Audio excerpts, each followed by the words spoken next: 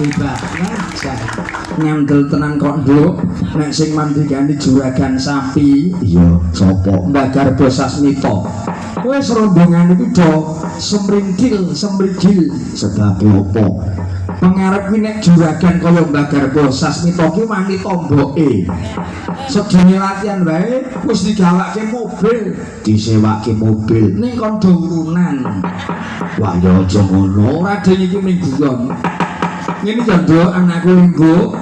sing sepisan aku lan kowe sowan dene sak gotrah wongso nggawa karo anakku sing didhawuhi mau sore ya sapa bocah kembar sing nom sing mayangku jenenge Anom Dwijasena terus kembar sing tuwa sing ngendangi mongko jajane umpama kok didhawuhi sing ngendangi kuwi lek mayang malah luwih lucu urung ngomong piagane wis guyu sebab apa rendangane apik nek arep omong rada angel iya dadi malah dadi luwes lan apike ning yo ana pedhingane dhewe-dhewe kok nduk iya sing baku marak sowan mrene ngaturke gunging panuwun konjo katur utamane siji sing kagungan dalem ya sing kagungan sanggar asmane sapa pepundhen sepuh Mbah Garba Sasmita sing mandhegani Gur Krawitan Madya Laras sing mapan ana tlatah desa Kalimati Kecamatan Pituruh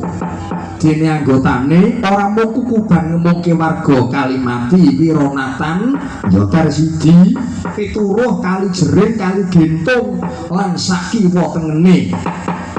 nek ngono wah hebat Mbah Garba Sasmita ku hebat ngumpulke wong semene kae iya udakara yen ora kleru gunggung keprok ana wong 35 tegese wis ngenteng-enteke bidene Pak Amir Mas Duki ngono lho wah luar biasa sing angka loro kejaba ngaturke panuwun konjuk Bapak Garba Sasmita ya nduk panjenengane Bapak Kepala Desa Kalimati sak prangkatipun ing sampun paring ide pangestu dhateng kulawarga Krawitan Madya Laras pentas wonten ing wekdal menika inggih awit Syekh wilasanipun Bapak Amir Mas Duki sing kepareng rawuh nduk iya prayaga luhur anggota DPRD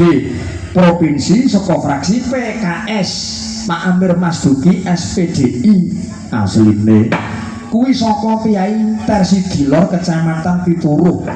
ulang kepungkur ngene bali awake dhewe malam tasakuran lambeng iki kanggo pemerataan iya nyiras pantes nyipuk-ipuk ngurip-urip lan nguri-uri budaya Jawa sing adiluhung panjenengane Bapak Amir Mas Duki paring kanugrahan wujude prabeya mligi kapujokake Gur Krawitan Madya Laras sing dipandhegani Mbah Garba Sasmita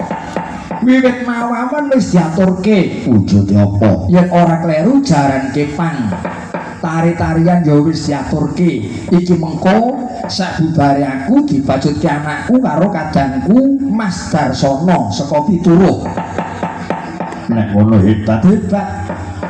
tujune warga masyarakat Pituro utamaning desa Tresidilor kagungan wakil rakyat kaya panjenengane Pak Amir Mas Duki yaiku salah sawijining anggota dewan sing kersa nduk ngipuk-ipuk ngurip-urip lan nguripi iya mulakulan kowe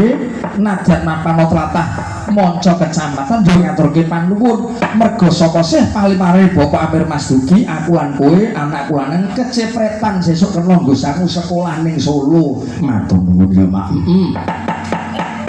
gawe mono jane aku kon mujud iya nduk mau ngarep iya ning aku jigo berkewuh pun Pak lari-lari mawon anak kula sowanke ngalap berkah ngenger kalian Kyai Kalimati ngalap berkah kalian Pak Amir Mas Duki nek kula pun bola-bali sowan teng mriki men mangke diteruske Mas Darsono kula tak cukup limbukan mawon dadi Mamak mung trima limbukan mengko ndak diarani ora ngomani karo liyane iya wah cocok banget lek ngono kejoboku ya nduk atur panuwun katur Bapak Amir Mas Duki ugi ngaturaken panuwun ingkang tanpa pepindhan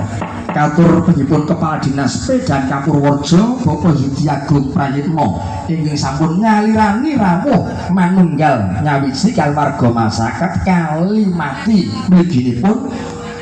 kru krawitan Majolaras ing dipun pandhegani Bapak Garbo Sasmita saora-orane gun krawitan kuwi nek dirawuhi kepala dinas kuwi maknyes rasane iya maknes kuwi maksude tegese kuwi terus tukul rasa pengarep-arepe pengarep-arep iki mengko kepiye ngono liyane kuwi Ibu Camat utawa Kang Yuli ya